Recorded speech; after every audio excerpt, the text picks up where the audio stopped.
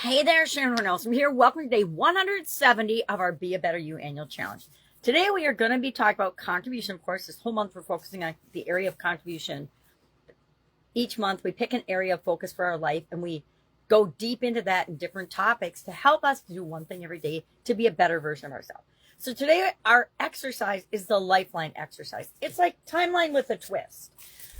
Today I'm going to run through how do you create a timeline. If you're just joining me and you haven't ever run into me before, you might not have done the timeline exercise, or in this case, our Lifeline exercise. So run through the 5 or 6 steps to do that, to create your own. Talk about a couple of people's stories and how using their personal lifeline has helped them to see how they could improve their life or change their life for the better by being more active in contribution, and how contribution can help them heal pain of past events, etc. So how do we go about creating our lifeline? It's super easy. Think of those timelines we did in school.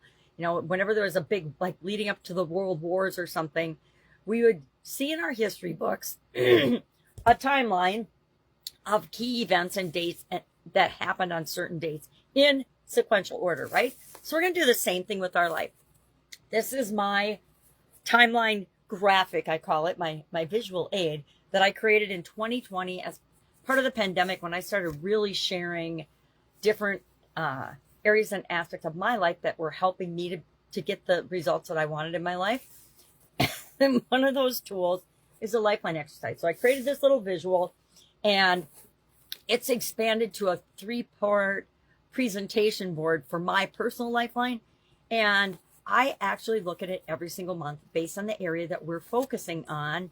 And I review the lifeline. I add events. I look for patterns. I look for different things specifically with respect to the area of life, the life framework that we're looking at. This month, contribution.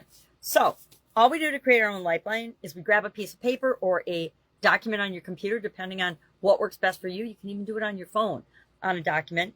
We draw a horizontal line starting with the year we were born. I always start with the year I'm born, 1960. Yes, I am that old. And go from then on. And as you can see, I did this in 2020 and just started adding years. And then I just finally was like, okay, we just put an arrow because we're not planning on checking out anytime soon. At least I'm not, and I hope you're not either.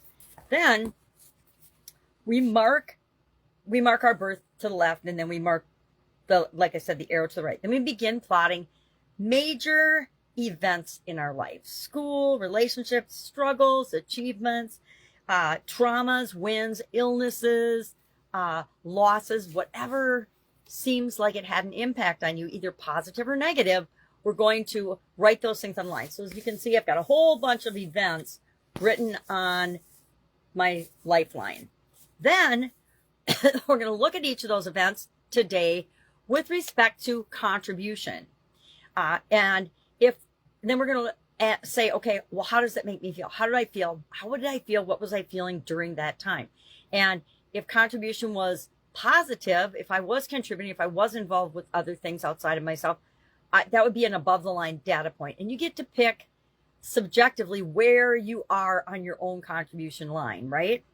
Then if it's something that we weren't doing anything, we weren't interacting with others, I got to tell you, when I was raising my kids, my level of contribution to things outside of my family was pretty small because I was swamped between work, business, kids, significant other, my husband at the time. There wasn't much time left for anything else, including self-care, which came to haunt me and hit me big time in 2010. Lesson learned. But then we're going to note the impact that these events had on our emotions, positive or negative. And overall, we're going to look for moments of contribution. Where were we contributing the most? Where were we contributing the least? And then just ask ourselves some questions about that. We're looking for times when you gave back or made a difference. We're looking for seasons when you felt like, okay, I'm disconnected and being selfish, or I have different priorities. My priorities are to take care of those closest to me, which is contribution, by the way. And then moments of awakening or service. When was I doing things that made me feel good? How did it make me feel? And then patterns around helping, volunteering, mentoring, generosity, sharing information, being authentic and open and honest. And I say one of the best ways we can contribute to the world is to be ourselves, be our authentic, kind, making the world a better place self, right? We all have the opportunity to add positive or negative to the world, and it's always a choice. We all have the opportunity to choose how we're going to respond and react to everything and anything that happens to us, through us, and around us. And how we do that sets either an example for the world or a warning for the world. Our social media feeds are full of warnings for the world. Warnings and showing people. People show us exactly who we are, including us. We show other people exactly who we are, whether we're aware of it or not, right? In all of our actions, all of our activities. Now, most people just see little snapshots of us, and they only see what they're looking for, as do we. We only see what we're looking for and what we're filtering, because all of our brains do that automatically in the world. And most of the time, our ego and our identity are involved, keeping us safe, right? So that's our assignment for today. We're going to create our own, or plot on our existing lifeline and evaluate it and look at it for contribution. And then I would love if everybody would just share one aha or realization about doing this exercise with respect to contribution. Maybe you say, okay, I thought I was doing more, and when I look at my lifeline, really haven't been doing as much as I possibly can. Or, wow, if I were to get involved with this organization, this would help me heal my pain of loss of my father, or whatever it might be for you. Contribution weaves in and out of every area and aspect of our life. Remember, we've defined contribution much broader than giving money to a nonprofit. It's helping and interacting with the world outside of us in any way that makes the world a better place. Any way that puts positive energy into the world, to me, that's contribution. Opposite of contribution, I guess there's givers and there's takers in the world, right? And sometimes we need to be a taker because we're having problems or challenges. But most of the time, we can all be givers. And if everybody were giving of themselves and being themselves, the world would be a much better place.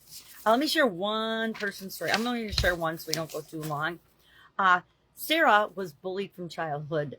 She had a really tough childhood, scarred by bullying and isolation. And as she reflected on her timeline, on her lifeline, she realized that she'd never truly healed. She'd really never let go of the isolation and the bullying that she felt. And that was having ripple effect and ramifications through her life, through her choices, through her level of confidence. So she decided that she had a deep compassion for others that have been left out. So she started a mentorship program at her local school for middle school girls to help them increase their confidence and be true to themselves and realize that they could figure anything out, because they can. And her pain became her platform for contribution. Boy, I'm really slow today.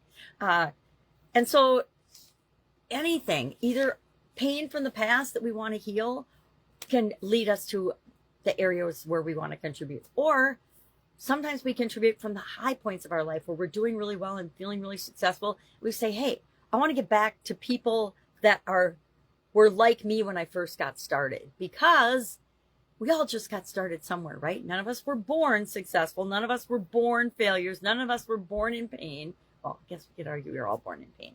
Anyway, I think you get my drift today. So, lifeline exercise. Do it. Share one thing that you learn and see about yourself. And it doesn't have to be, anything super dramatic. Find a way to present it that doesn't, feel awkward to you. But share something, because that in and of itself will help other people to realize what a powerful tool and exercise this is.